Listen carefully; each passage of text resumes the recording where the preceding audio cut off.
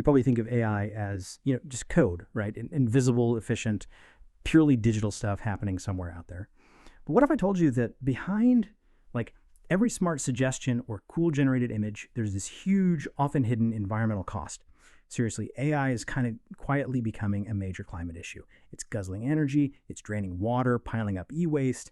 It's this invisible impact that's way bigger than most of us realize.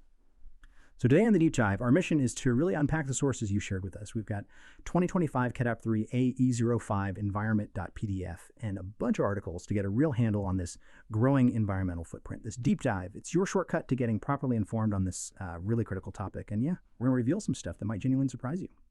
Okay, let's unpack this. Yeah, absolutely. We need to dig into this because the scale, it's vast. And what's really striking is AI's kind of dual role here. It's a big part of the problem, environmentally speaking, but it also holds potential maybe for solutions.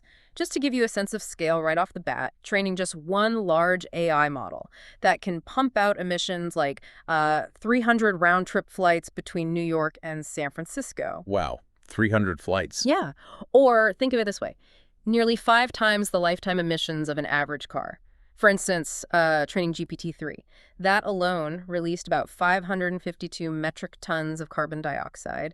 That's comparable to what, like 123 gasoline cars emit in a year. 123 cars. Yeah. Just for training one model. Exactly. It's not just a number, right? It means the cutting edge of tech is tied to this pretty hefty carbon footprint. And these demands, they're not standing still. The computational power needed for these advanced models, it's doubling roughly every 3.4 months. Doubling every 3.4 months. Yep. That really puts the speed into perspective, doesn't it? But what's really driving that? Is it just more people using AI, or are the models themselves getting like hungrier? Well, it's kind of both.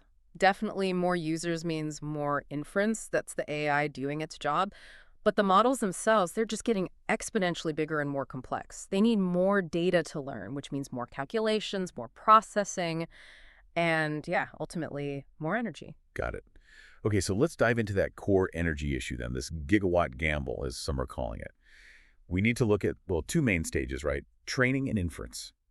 Training, that's where these huge models learn from all that data. It's famously power hungry. We just talked about GPT-3 consuming, what was it, 12,287 megawatt hours? That's right, 12,287 megawatt hours. Which, okay, is like powering 120 U.S. homes for a whole year, just for training. And you already mentioned that translated directly to those 552 tons of CO2. You can see the direct link. Yep, clear link. But then there's inference. That's when the AI actually answers your question, generates text, whatever. Oh. Now, each single query uses way less energy, obviously. Yeah. But the sheer volume, all those daily interactions, Yeah. that makes it the dominant energy user overall. Exactly. Volume is key for inference.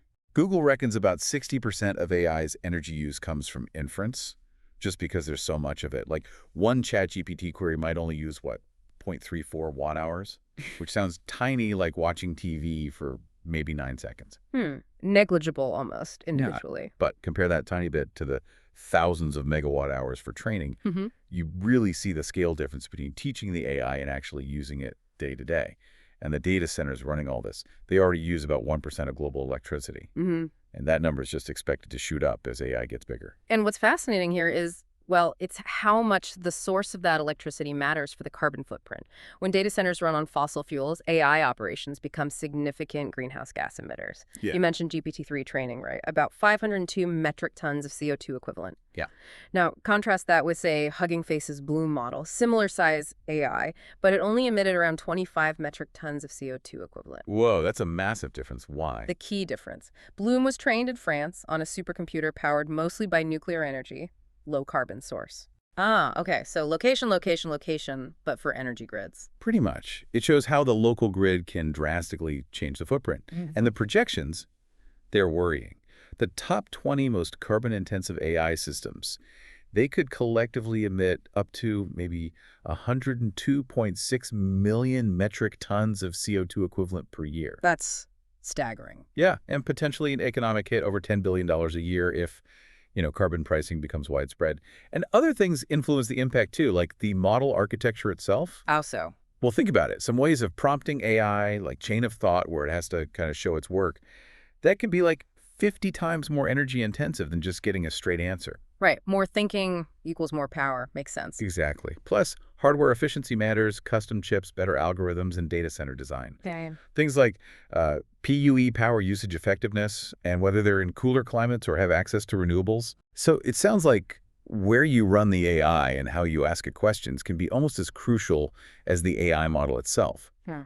Are companies actually moving data centers for cleaner energy? Or is it still mostly about cost and speed? We're definitely seeing a trend emerge, yeah.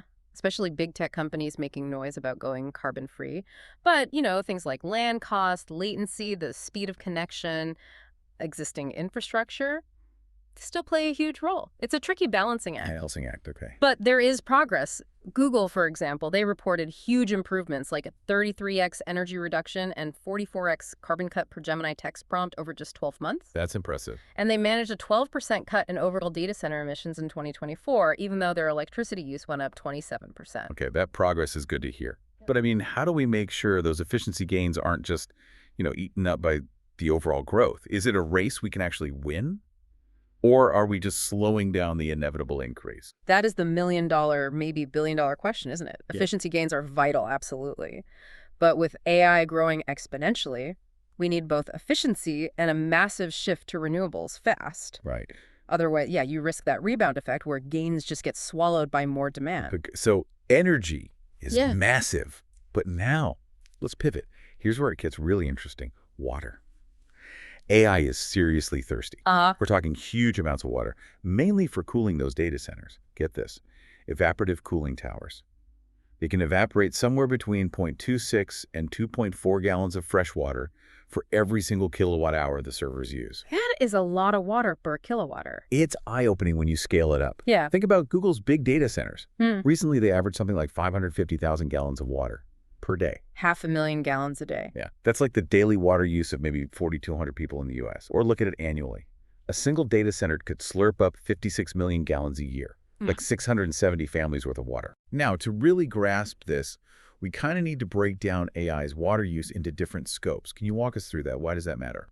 Absolutely. Thinking in scopes, Scope 1, 2, and 3 helps us see the full picture. It's not just about the water used directly in the data center. So Scope 1 is that direct use. Water for cooling the servers on site, mostly through that evaporative cooling we mentioned. Right, the obvious one. Then Scope 2 is indirect. It's the water used to generate the electricity powering the data center. Think about power plants, thermoelectric, hydroelectric, they use a lot of water. Maybe around 2 gallons per kilowatt hour generated. So coal power isn't just carbon heavy, it's water heavy too. Ah, okay, the energy-water nexus. Exactly. And then there's Scope 3, the supply chain. This is often hidden. It's the water used to make the hardware. Yeah. Manufacturing chips, servers. It takes something like 2.1 to 2.6 gallons of water just to make one single microchip. For one chip. Wow. So yeah, it's the whole life cycle. Data center, power grid, manufacturing, all demanding water. And this raises an important question about, equitable deployment, especially when you consider location again. How does location play in here? Well, putting data centers in water-stressed areas, think Arizona, parts of Latin America, obviously makes existing drought problems worse. Back in 2021, something like 20% of U.S. data centers were already in watersheds facing moderate to high water stress. 20%.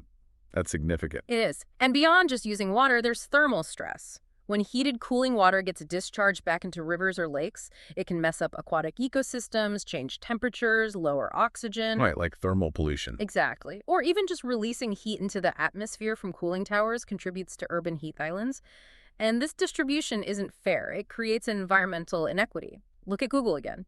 In 2022, their Finland data center ran on 97% carbon-free energy. Awesome. But their center's in Asia. Only 4% to 18% carbon-free. Big difference. Huge. It means more pollution, more resource strain falls on regions that might already be vulnerable. It's a pattern we see too often. That link between tech growth and social equity, or inequity, is really stark when you lay it out like that. And speaking of physical impacts, it's not just the energy and water consumed, it's also what's left behind. The hardware, the e-waste. And the projections there are, frankly, alarming. They really are. Generative AI, large language models, they could generate somewhere between 1.2 and maybe 5 million metric tons of e-waste globally by 2030. That's a massive potential increase. Yeah, it could be up to 12% of all global e-waste just from AI. So what's driving that specific surge? Well, it's those intense computing needs we talked about. AI requires specialized geared GPUs, custom AI chips, and this stuff often has a shorter lifespan. Right, rapid obsolescence. Exactly. Technology moves so fast, the hardware gets outdated quicker, leading to constant upgrades, server replacements. This accelerated server turnover means AI-related e-waste is projected to grow at like 110% compound annual growth rate. 110% Compared to regular e-waste from phones and laptops, which is growing at maybe 2.8%. So AI e-waste is exploding. Huge difference. Yeah. So next time you upgrade your phone, imagine that kind of exponential pressure applying to entire data centers every few months. It's planned obsolescence on a scale that's hard to fathom. And it's not just disposal. Making a typical 2-kilogram computer needs around 800 kilograms of raw materials, including rare earth elements, specialized metals. Often mined in ways that are pretty destructive environmentally, right? Particularly in places like Southeast Asia. Precisely. And then there are the health risks. E-waste contains toxic stuff, lead, mercury, cadmium. If it's not handled right, it leaches into soil, water. Contaminating ecosystems, endangering health. Especially in the informal recycling sector, often in developing nations. Workers face direct exposure, serious long-term health problems. Oh. It can cause local environmental disasters. Grim. It's a critical challenge, yeah. Deeply concerning for health and ecosystems. But here's a twist. AI might actually offer part of the solution to its own problem. Oh, how so? Well, AI itself, things like computer vision, machine learning, can automate e-waste sorting. It can identify materials, separate out the valuable stuff, and importantly, the toxic components much more accurately than manual sorting. There's a company, AMP Robotics, using AI robots to do just this, picking out valuable metals with high precision. Okay, using AI to clean up AI's mess. Interesting. And there's more. AI can enable predictive maintenance by monitoring electronics, predicting failures, scheduling repairs. It can actually extend the lifespan of devices.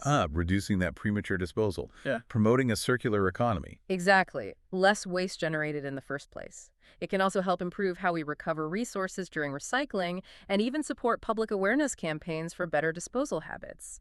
So yeah, while AI definitely contributes to e-waste, it also offers some pretty innovative tools for managing it more sustainably. It reminds us of that dual nature again. It's definitely clever using the tech to solve the problems it creates. Yeah. But, I mean, is this really scalable? Or are we just treating symptoms while the root issue that rapid obsolescence just keeps going? That's a fair point. It's probably both. Yeah. The AI-driven recycling improvements, they seem scalable and significant, but you're right. We absolutely need to tackle the root cause too, the pressure for constant upgrades, the short lifespans. That needs more than just tech fixes. It needs policy, changes in design philosophy, maybe even shifts in consumer expectations. It's a multi-pronged approach then. Right. Makes sense. Okay, let's pull back again to the bigger system, the energy grid itself. Because this massive AI demand is putting grids under some serious pressure. Intense pressure. Data centers, the backbone, right? They've just exploded from maybe 500,000 globally in 2012 to around 8 million today. It's million. And the International Energy Agency, the IEA, they project global data center electricity use could jump from 460 terawatt hours in 2022. That's like France's total usage. Wow. To potentially 1,050 TWh by 2026. That could make data centers the 5th biggest electricity consumer globally. 5th largest. That's a major shift in demand. And we're already seeing it bite regionally. North American data center power demand basically doubled between late 2022 and late 2023. In Ireland, data centers use 17% of the country's electricity in 2022, projected to hit 35% by 2026. 35%. That's going to strain their grid immensely. Exactly. And the challenge isn't just the amount of power, it's the variability.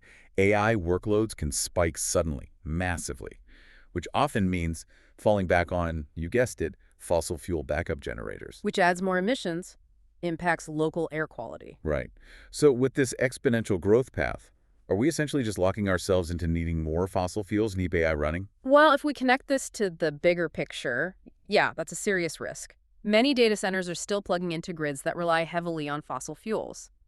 The simple fact is the global grid isn't decarbonizing fast enough to keep pace with AI's growth. So more demand often means more fossil fuel burn, more carbon emissions. The IEA warned about this. They did. They warned that data center construction is actually outpacing the deployment of new renewable energy. which forces new facilities, at least initially, to rely on existing fossil fuel infrastructure. And then there are these greenwashing concerns you hear about. Ah, yeah. Companies claiming they're running on renewables. Right.